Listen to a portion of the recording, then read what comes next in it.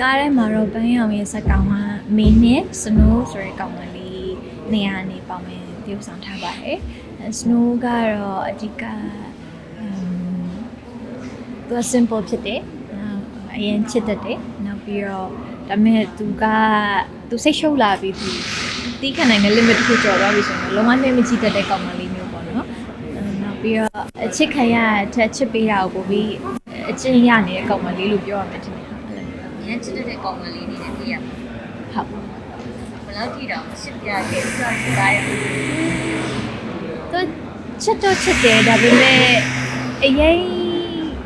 လို့ခေါ်မလဲသူကလည်းနည်းနည်းအဲ့လို independent ဖြစ်တဲ့ကောင်မလေးနည်းနည်း cool ဖြစ်တဲ့ကောင်မလေးပုံစံဆိုတော့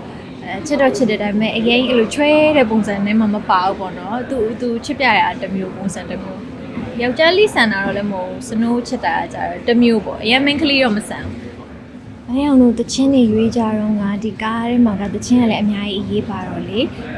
ကိုပြေဘာအောင်နဲ့ director ကိုပြေရွေးချယ်ထားတာလည်းပါသလိုအားလုံးနဲ့တစ်ဖွဲ့လုံးနဲ့တိုင်ပင်ပြီးတော့ရွေးရလေးလည်းပါတယ်။ဘာအောင်ရောအဆင်ပြေလားဒါဆိုဖို့အဲ့လိုမျိုးတိုင်ပင်ကြရပေါ့နော်။ဆိုတော့အားလုံးဆုံးဖြတ်ထားတဲ့တချင်းလေးပါ။အဲ့ဒါလေးကကိုပြေရွေးရကိုပြေရွေးတော့ဘာအောင်ကိုရိုင်းလေးတကယ်အဲ့ရင်ခက်ကတချင်းတွေကိုလေအရင်သဘောကျတယ်။နောက်ရတာတကယ်ကိုထူးခြားတဲ့ရတာတစ်ခုခံစားရတယ်။ live ဆိုဖို့လေတချင်တိုင်းကမလွယ်ဘူးပေါ့နော်။ဘယ်အောင်တတိထားမိရဲဆိုတော့တကယ်တမိုးထားပြီးတော့ပဲစူးစမ်းပြီးဆင်ထားတယ်။ဘယ်အောင်တို့ကားလေးက musical ကားမဟုတ်ဘူးဆိုပေမဲ့တချင်တွေအများကြီးပါတယ်မပြောသလိုပဲအဓိကကတော့ romance ကိုအဓိကထားတယ်အဲ romance ပတ်လည်မှာလူငယ် drama နောက် music ကတော့ it's a big part ပေါ့နော်ကြီးကြီးမားမားပါဝင်နေဒီကားထဲမှာလေဆိုတော့ပါဝင်တဲ့သူတွေအားလုံးကလည်းတော်တော်များများက music နဲ့အလံမဝေးရဲ့သူတွေဆိုတော့လေအမှတ်တရပါမအောင်လို့ဘူဆန်မှာတော့ပြတော့ကကြီးရဲ့သူတွေကအရင်သဘောကျရလို့ပြောကြတယ်ရုပ်ရှင်ပြီးတော့လည်းလာပြီးတော့နောက်ဆက်စကားပြောကြတယ်လာချီးကျူးကြတယ်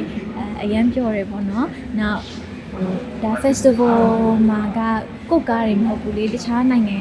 ပေါင်းဆောင်ကကားတွေလည်းရွေးခံရတဲ့ကားတွေလာပြရတာဆိုတော့ဒါပေမဲ့ဖြစ်ချင်တော့ဘယ်အောင်တော့ opening ကားဖြစ်သွားတဲ့အတွက်ကြောင့်အဖွင့်မှာရွေးချယ်ခံရတဲ့ကားဆိုတော့ဒီပွဲရဲ့ဖွင့်ပွဲကိုကြတော့အားလုံးတက်ကြတယ်လေကျန်တဲ့နေ့တွေကကိုကြည့်ချင်တဲ့ကားရှိမှသွားကြည့်ကြအဖွင့်ပွဲမှာကြတော့အားလုံးလာတဲ့အခါကျတော့အကုန်လုံးတခြားနိုင်ငံက producer တွေ directors တွေအကုန်လုံးကကြည့်လိုက်ရတယ်ပေါ့နော်အဲကြည့်လိုက်ပြီးတဲ့အချိန်မှာလည်းအရင်ချစ်ဖို့ကောင်းကြတယ်ကိုရီကားအကြောင်းပဲပြောနေကြတယ်ပေါ့နော်အဲ့လိုသူတို့ကားလေးအကြောင်းကြတော့အရင်မပြောဘဲနဲ့ကိုရီကားလေးအကြောင်းသူတို့အဲ့လိုချီးကျူးစကားပြောပေးအားပေးစကားပြောပေးတယ်ပေါ့နော်အဲ့လိုသူတို့မြင်တာလေးတွေလည်းသူတို့ဝေဖန်လေးရပေါ့နော်ဆိုတော့အရင်ချစ်ဖို့ကောင်းကြတယ်